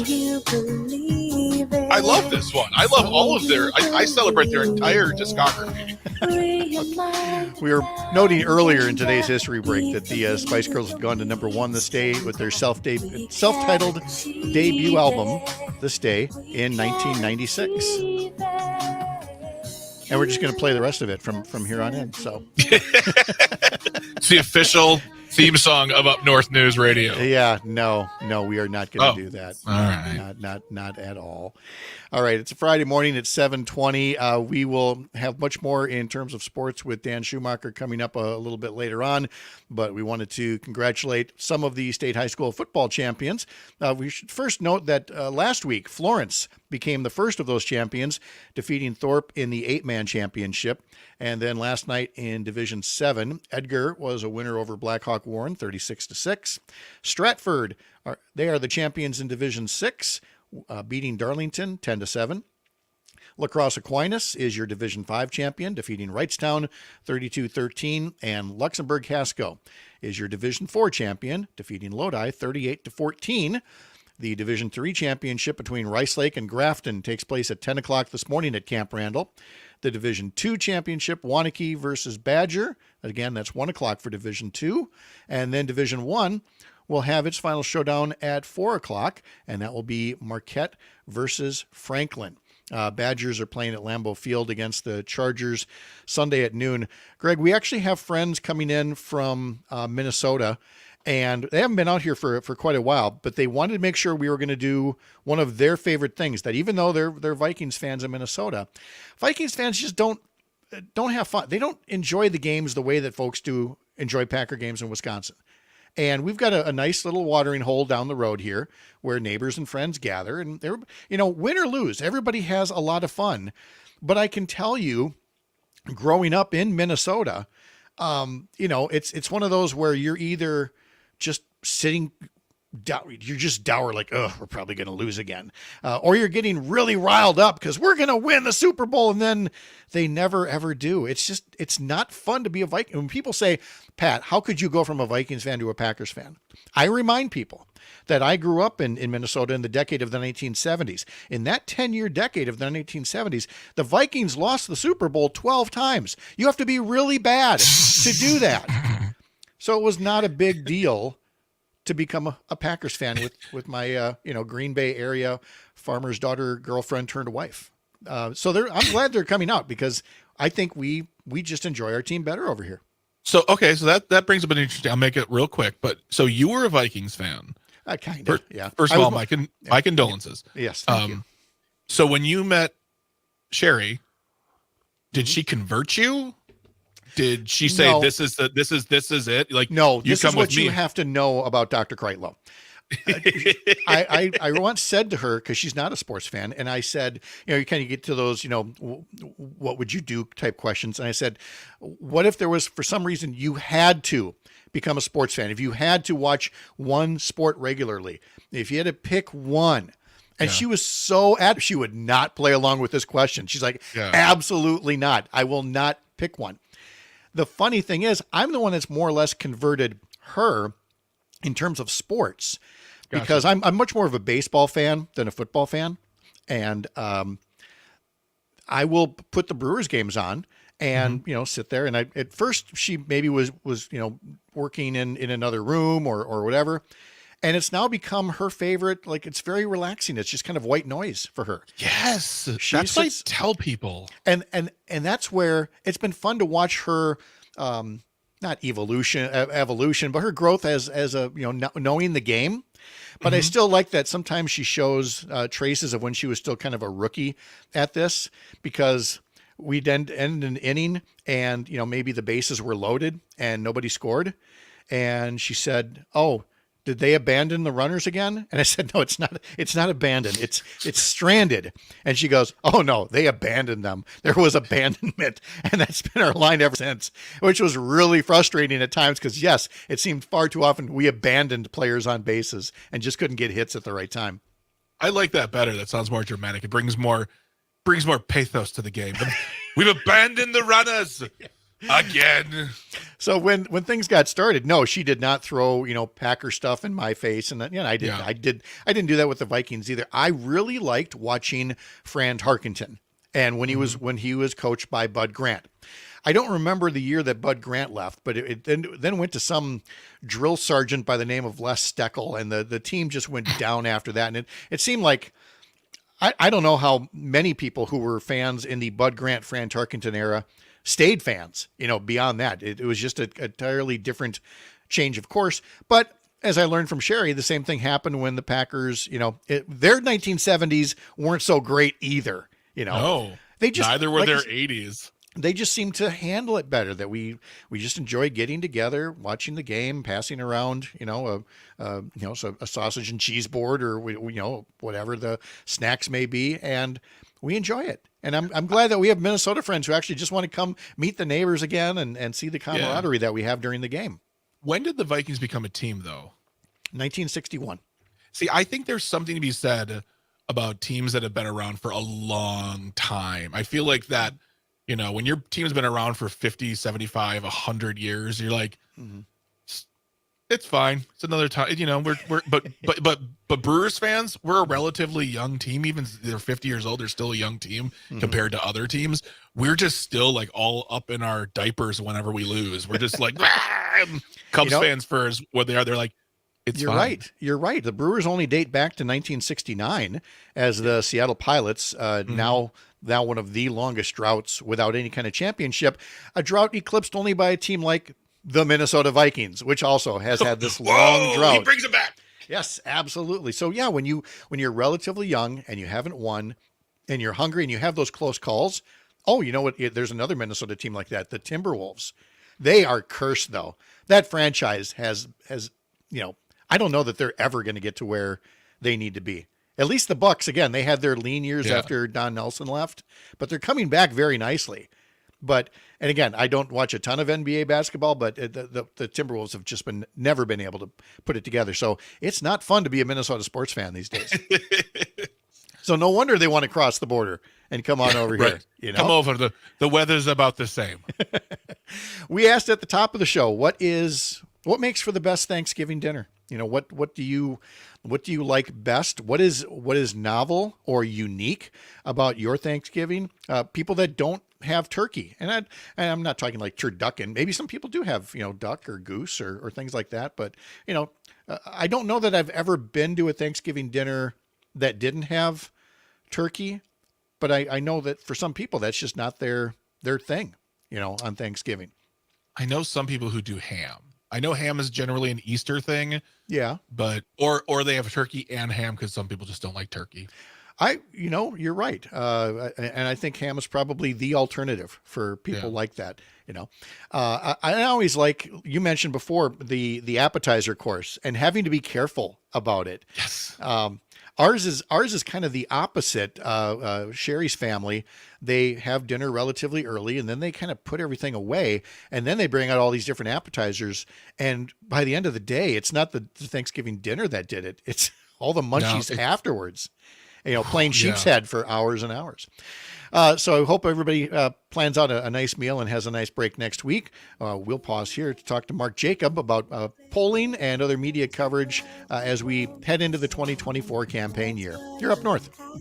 Let's work it out, boy. Once again, if we endeavor, love will bring us back together. Shaw, WAUK. CBS News Brief. Israeli troops are scouring Gaza City's main hospital again, searching for what they believe is a Hamas command center. They say they found remains of 2. Hey there, Mark. Hey, how are you doing? I'm good, thanks. Kind of a tap dancing kind of Friday here. There's not a ton of stuff like there was earlier this week. Yeah. It seems like it has calmed down a little bit. So I've ranted a couple times where I'm going to kick off is polling and just how infuriating it is to see just head-to-head polling because we don't elect a president, with national popular vote.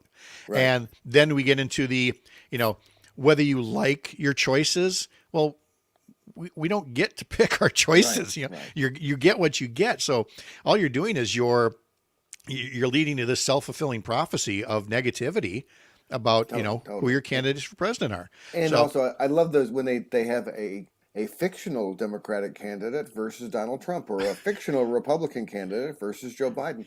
Yes. Obviously, if it's a fictional candidate, they have no negatives, and it's stupid. I mean, It's just stupid. Yeah.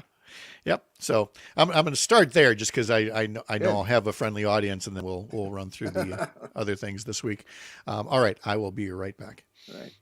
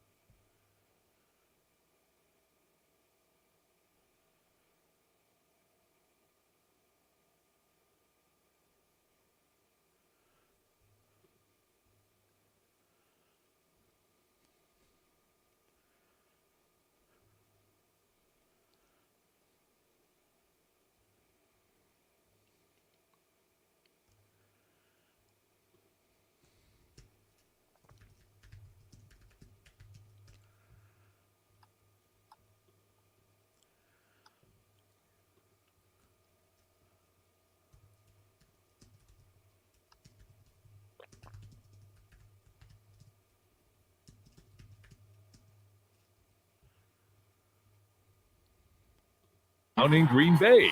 Score top dollar with an offer on the spot for your unwanted gold, silver, and diamonds, all in a relaxed atmosphere. Get free professional valuations from a local name and trusted company. You'll learn exactly what you have and what it's worth with the international experience at Robert Hack Diamonds. Did you inherit jewelry that may not be to your taste but is sentimental? Why not convert it to something new and exciting? Or trade in your outdated pieces for something new? So many options. Robert Hack is having their gold buying event November 15th through the 18th and is paying cash for your unwanted gold, silver, and diamonds. See them in Brookfield, just east of Moreland on Greenfield Avenue, or right on the corner of 76th and Layton in Greenfield. Visit roberthackdiamonds.com. Whether you're heading down Les Paul Parkway or fighting traffic on the interstates, this is The Shaw, 540 AM and 101.1 FM, WAUK, UK.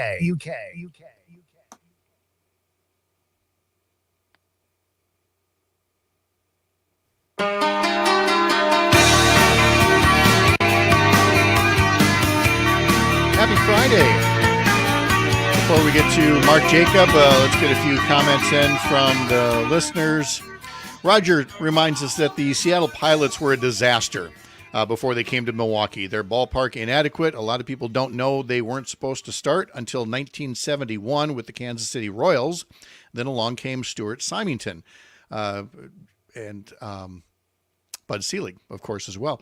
So we appreciate Roger's comment there. And then from Chris Hambuck Boyle, she simply writes in, Paul McCartney with 5 exclamation points, coming back to something that we said a little earlier about the Dolly Parton album. So we have a Paul McCartney fan out there amongst us. Mark Jacob joins us now to talk about some of the headlines of the week, some of the coverage of them. Mark knows that I'm already locked and loaded on one particular topic, and I know I'm going to find a friendly audience with him. Mark, good morning. How are you? I'm doing great. All right. Just going to get it off my chest again. The latest one was a Quinnipiac poll, and they asked these 2 types of questions that just get me so worked up. One is a national head-to-head poll. So when I hear, Trump leads Biden 48-47 or Biden leads Trump 48-46, first off, it's within the margin of error, so why are we even talking about this? And second, we don't elect presidents on a national poll basis. That's not how the Electoral College works. Why, Mark, why do media networks and everything tolerate this kind of coverage? Well, part of it is that if the news media just said, well, let's wait and see how people vote and then figure it out from there, that takes about 6 or 7 or 8 seconds. And then what do they do with the rest of the airtime? So they much prefer to have polls that they can talk about and take apart. And, here's the black voters do this. And here's the way his Latino voters do this. And, women are this. And, and so they just take it apart and, chew up airtime. And frankly, Pat, I think that's kind of the main value of it for them. And the thing about polls now, Ben Carson was leading Donald Trump in 2015 at this point in the race. So President Carson, Howard Dean, Rudy Giuliani, the list goes on and on of people who.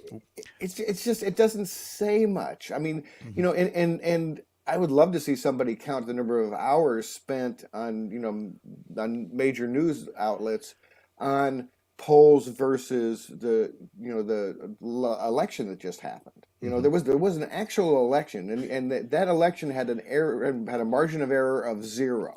Right. I mean, we know we counted the votes, we know who won. We don't have to guess about it. We don't have to. It had margin of error of 0. So why don't we talk about that? And we probably would have if it had been not gone as well for Biden and the Democrats. I think we would be getting more of the let's talk to somebody at a diner in central Missouri and see what they think about it. Did you notice that Kristen Welker talked about the mixed results of the election? Yeah. Mixed results. Are you kidding me? I mean, a red state like Ohio went overwhelmingly for abortion rights. A Democrat won the governorship fairly, amazingly easily in Kentucky, which is, last I checked, was not a blue state. No, not at all. And, came close in Mississippi as well. The other thing about polling is this thing about either likability or excitement. Are you excited about the two candidates? In this case, it would be Trump and Biden. And it's not like, again, it doesn't work that way. You get who the national parties nominate, which means you have to go vote in primaries, but so does everybody else in the country. So we don't get to pick. We eventually have these choices foisted upon us. But it just seems to me that by polling, like, are you excited about this? It just leads to this self-fulfilling prophecy of feeling negative about politics. Right. And then, then you also have this really stupid polling where they say, well, if a fictional Republican candidate ran against Joe Biden, what would be the results? So, well, the fictional candidate is not running. I mean, the fictional candidate has no negatives, has no record, nothing to. So, of course, people just imagine, the best possible candidate in their minds, and that skews the polling. I mean, they just ask so many.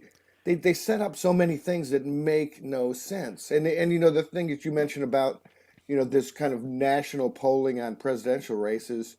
That I feel like that the Democrats in 2016 got fooled by that. I think that they were paying attention to that instead of looking at Wisconsin and Michigan and Pennsylvania. And so we shouldn't fall into that trap. It's a stupid trap to fall into. It would be so much more valuable if these pollsters asked people not about the candidates, but about the issues. What issues are important to you? And then would you like to see it fixed this way, or would you like to see it fixed that way? And then apply that to the candidates and say, okay, the people say they want, legalized marijuana. Candidate A is for it. Candidate B is against it. It's not a mystery as to how you would make polling work better for the national discourse. Right, exactly. I mean, and that's a perfect example of, first do the polling on the issues and then apply that polling to the candidates. And you would educate the electorate that way. I was reading an article about, someone was talking about how uneducated the electorate is. And, I'm not insulting anyone. I mean, it's people that have busy lives. They got to pick up their kids, at soccer practice and stuff. So I get that. But people don't understand things. And they quoted some woman as saying, "Whoa, so Biden is for abortion rights? I thought since Roe versus Wade got overturned while he was president, he was responsible for that." Mm-hmm. So people don't know things, which is why smart politicians repeat themselves. They hammer home points. And if there's one key way that I think that the left of center side of the aisle has made a big mistake, is that they don't push their issues hard enough. They don't repeat themselves enough. Whereas, you've got Fox News saying the same thing all the time. All the time. I'd also like to pick on reporting for a moment about the economy, because the economy, again, I almost feel defensive saying this when I say the economy is going great in the nature of its recovery versus the pandemic. And then people want to say, well, still this and that. Yeah, it's not where we all would like it to be in a perfect, again, there is no perfect world. But when you compare the U.S. recovery to the entire Eurozone and other places, and yet I didn't write down who wrote this, but I said, this person tweeted, look, I'm a broken record on this one, but reporting on the economy under Biden has been a level of awful on par with but her emails and pre-Iraq war WMD claims. And I wonder if you don't think the national reporting on the economy is at that low a level. What gets me is that you'll watch cable news and they'll say, well, the inflation is really calming down here, and oh, look at the unemployment rate is one of the lowest it's been in the last 50 years. Boy, things are going great. But look at this polling, and people think that the economy is terrible, and then the news media will say, why do people think that? And the answer is you guys. Yes. The answer, people think that because you guys are not actually reporting the facts. I mean, where do they think people get things? They get information from the people whose job it is to provide information. And so I just wish that they would look at it in a rational way. And Pat, there's a good way to just explain what's happened in the last 3 or 4 or 5 years. We had a great, horrible, worldwide pandemic we put a bunch of the U.S. decided that, because so many people were thrown out of work and there was so much dislocation that they decided put some money in there, give people some checks, keep people being able to spend money so the economy didn't crash. But whenever you shoot a bunch of money into the economy, you're going to have inflation. It's going to cause inflation. So inflation happened. So really responsible actions were taken by the Fed and by Biden, and it's come down. Thanksgiving is costing less this year than it did last year. Mm-hmm.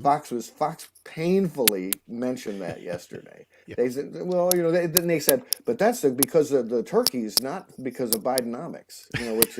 What are you talking about? I mean, so the turkeys decided how much they were going to cost? Yeah. Turkeys don't decide their price. Now, for those of you who are regular listeners and you go, okay, Pat and Mark agreeing again, shaking their fist at a cloud, I'm going to bring up something where we may disagree. This is something that came up just yesterday in the nature of reporting. So I'm going to spell out, I'm going to make my case first, Mark, and then you can go ahead and tell me, the ways that I'm wrong or mistaken. Fox sideline reporter Carissa Thompson basically said, and she said she's admitted this before, but I think people weren't paying attention, that there were times early in her career as a sideline reporter when she was still relatively new and didn't have all the access to the coaches that she wanted. She said in so many words, sometimes she would make up a report on the sidelines because she couldn't get access. Now, here's the part where I'm maybe splitting hairs. At no point did she say she made up something that wasn't a fact, like, somebody's ankle sprain is better. What she made up essentially were the cliches, like, oh, the coach says we got to do better in the second half, or, the coach says we got to, catch the ball more. So yes, she was making things up, but she wasn't making up news. She was just, regurgitating sports cliches. So having said that, I'm saying, Carissa, you shouldn't have done it. I'm not sure it's a fireable offense, but there are a lot of people, and I want to know where you come down on, by just admitting that, is it a fireable offense, what she did as a sideline reporter? It's a fireable offense. Mm-hmm. I would fire her if I were her boss. You don't make up stuff on TV. If your job is to go find out facts, you don't make up stuff. And I get everything you're saying. I mean, here, it's, well, we got to play better defense in the second half is not exactly a revelation. But her job, I mean, what is she on the sideline to do? She's on the sideline to go find out what's going on. She's there, Pat, that sideline reporters, sometimes it's just terrible. Only thing I want to know from them is if there's an injury, I want to know kind of what's the state of the injury. Is that player going to come back? That's valuable information if you're watching a football game. But I really don't want to hear the coach say, well, we got to, play better defense or stupid stuff like that. I don't need that. Mm-hmm. So I think that the reporters on the sidelines have a valuable job to do, but not if they're lying about stuff, not if they're turning it into that. I mean, I'm just shocked that she admitted that. It must have just been some incredible brain cramp. And it's not clear to me when she says she did it in the past. I mean, how much in the past? If I were her boss, I'd want to go through every time she did it. Yeah. The only thing I'll say, and it's apples and oranges, so it's not entirely in her defense, but one of the things that struck me, the first Tom Friedman book I read rather, and I don't remember if it was the Earth is Flat or if it was something prior to that, but he talked about working in the New York Times station in Beirut, Lebanon, while the civil war was going on there. So he's in a war zone. And every day, the Associated Press or somebody would call up and want to know the high and the low and the temperature they do it for everybody, all their world conditions. And they were their point of contact. And Friedman says in the book, we're in a war zone. I just turned to my buddy and go, feel like 74 to you? Yeah, it's 74 degrees out here. I know it's not the same, but it's like there's times where you go, is this really how high priority is it? I have a story that reminds me of, and I used to work on the sports desk at the newspaper, and this was before the internet. So people would call us up and say, who won that baseball game tonight? What was the score? Or they would say, who won the batting title in 1951? I'm here at a bar and I'm having a bet with my buddy, and we would tell him, or this person I worked with would do this. He would tell him an answer. And then the guy would say, well, tell my buddy here at the bar so that he'll win the bet. And when the buddy got on the phone, that my colleague would give them a different answer. So then they'd hang up, and they did fight at the bar, and they would, and nobody would have an answer. Oh, see, that's fun. When people use you for the help desk when you're not the help desk. Exactly. Too fun. Mark Jacob, thank you so much. Again, go to couriernewsroom.com. You can see his newsletter, Stop the Presses there. Mark, have a great weekend. Let's see. Next weekend is Thanksgiving, so have a great Thanksgiving. We'll talk to you in 2 weeks. All right. All right. We'll see you later. Coming up next, Dan Schumacher will be along, and we will talk about a whole lot of sports that's coming up this weekend. And in the meantime, while you wait for us to get started on that, you should get over to UpNorthNewsWI.com, and you should sign up for our newsletter or click on store and get yourself some T-shirts and tote bags as well. You're Up North.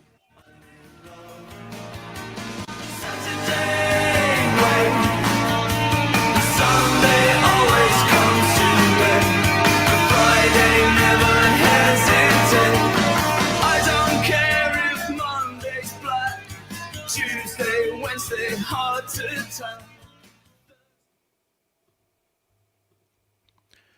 There he is.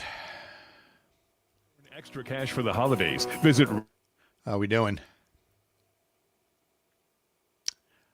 I said, how are we doing? Oh, is he muted? Let's unmute him. No, you're muted yourself. Unmute yourself, buddy. Yeah, everything's good, man. There he goes. Okay. I'll be back in Chippewa tomorrow. Really? Okay, good. I got doubleheader hockey today, so. Okay. It's a very short break, so I got to tell a very short story. Did Art tell you this already? That how enraged, angry I was at him last weekend? No, I never heard of this. I was angry at him for about 5 minutes because Sherry had said, Art's up north. And I was so mad that he did not ask if I wanted to come up to Ashland as well. And Sherry saw how angry I was. And I said, I can't believe Art didn't ask me. She's like, no, up north. I mean, at Bloomer, at the memorial service for the one person that passed away. I told Art that. He got a good laugh out of that. All right, here we go.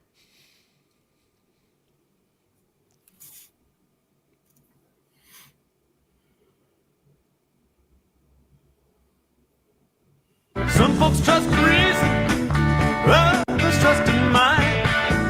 I don't trust nothing, but I know we come out. See, here's the thing now with having Greg on board here, that Greg appreciates the Grateful Dead as much as Dan does, and so unlike with Aaron and with Sam, we had to get a suggestion from Dan every week.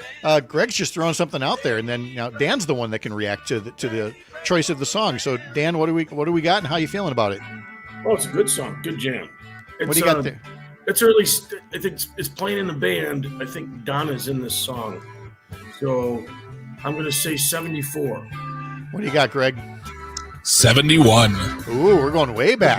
Donna was in the band. I could tell. Usually when they play it the way they're playing it right now, Donna G and Gotcha, the only female singer they had in the band, was in that. Yeah. All right. Dan Schumacher is here, Executive Director of Athletics at Northland College, and talking about some of the sports that are going to be coming up this weekend and other nonsense as well. If you missed it earlier, the state high school football championships are going on. And again, congratulations to the first round of winners, Edgar, Stratford, Wrightstown, and Luxembourg-Casco. And then later today, Rice Lake versus Grafton, Wanakee versus Badger, Marquette versus Franklin. Dan, you're pretty busy with the new gig up there in Ashland, but and I know we probably talked about this a year ago, how much attention you tend to pay to the state high school football championships. Jimmy Costco was telling us yesterday, it's a very large contingent of coaches from around the state that come sit in the stands there for the tournament.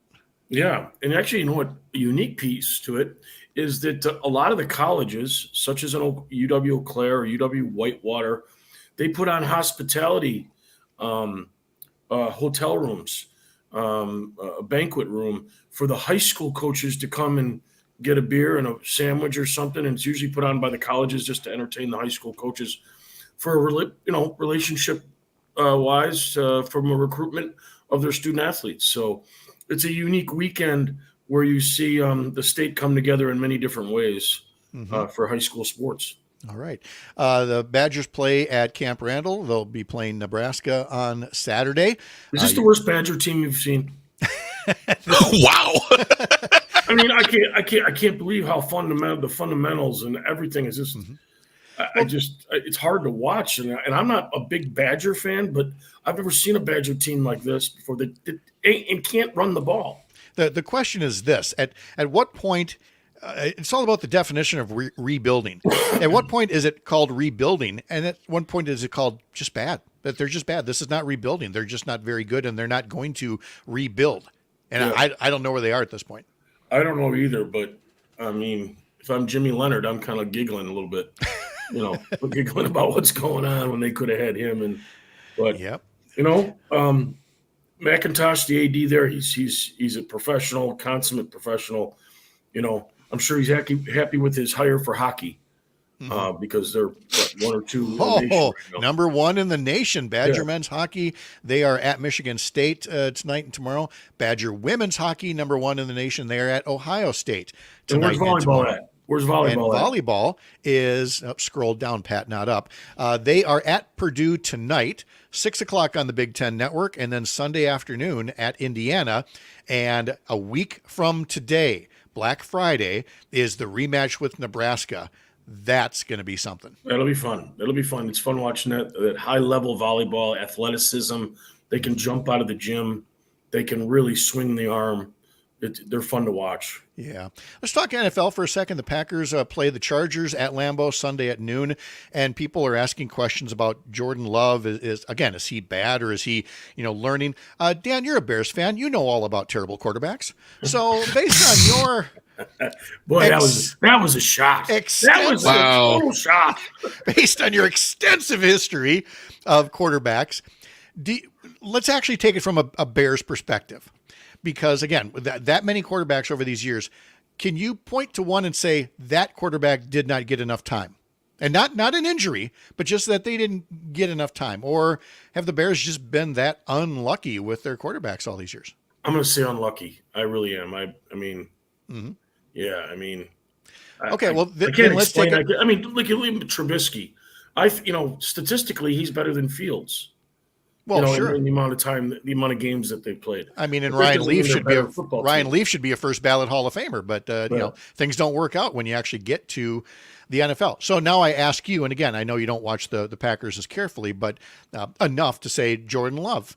Do you continue to stick with him, or are you already looking for another QB if you're the Packers? I'm looking for an insurance quarterback. I'm not looking for somebody who's going to take the lead. But I think Jordan Love can play. I think he can make all the throws. I think what his fault has been the last couple of weeks, he throws those late fourth quarter interceptions that just kill him. And especially I think there's been two games where they've been down there to try to win, to drive and take the lead, and he throws a pick. So I like what I see in Jordan Love. I'm kind of disappointed the Packers have gotten away from their run game when they have two stud running backs. So, but there's a chance, that if the Bears beat Detroit this weekend and the Packers lose, we would have the same record. Yeah, and then the Packers go to Detroit. If you're a Packer fan, Packers. Welcome to the cellar. Welcome to the cellar. Packers go to Detroit for Thanksgiving. They've got a short turnaround on that one as well. So, hey, I saw DSO, Greg. Saw DSO. How was it? It was a smoker. It was the 30th anniversary show of their first so weird. That band is now 30 years old. Okay, remind people what DSO is. Dark Star Orchestra is probably one of the top two cover bands for the Grateful Dead. They played at the Palace Theater in St. Paul last weekend, and I got to indulge and go listen to their music. And it was a sold out show. Saw a lot of old friends from the road from back in the day. It was just fun, and it was good. It was a good listen. And they play. They don't just play the music. They take a show and they recreate that set. Yep, they played a 77 show. Nice, good year. 77, good year. Oh yeah, very good year. Very good year. All right. Well, I'm glad you got to see that. Obviously, we're going to have Thanksgiving football. You've got a doubleheader of hockey tonight. You said I do. I play Eau Claire tonight, Pat. I play UW Eau Claire in the men's game, the second game of the doubleheader. All right. Good. Well, enjoy that, and then we'll see you back down here in Chippewa over the weekend. Yeah, you betcha. Happy Thanksgiving, everybody. Yep. All right. Happy Thanksgiving, Dan. Greg, thanks so much. We'll see you come Monday. And also next week, Robert Craig from Citizen Action will be joining us too. Remember that you can follow us all day long on the socials. You can do that at Up North News WI on Facebook, Instagram, and Twitter. You can follow me on social media at Pat Kreitlow. I've even done some TikTok videos lately. They're not exciting yet, but I'm learning. I'm getting there. So again, wherever you are, thanks for listening. Remember, all of Wisconsin is America's true up north, and we're glad you could be up here on the lake with us. Have a great weekend. We'll see you Monday.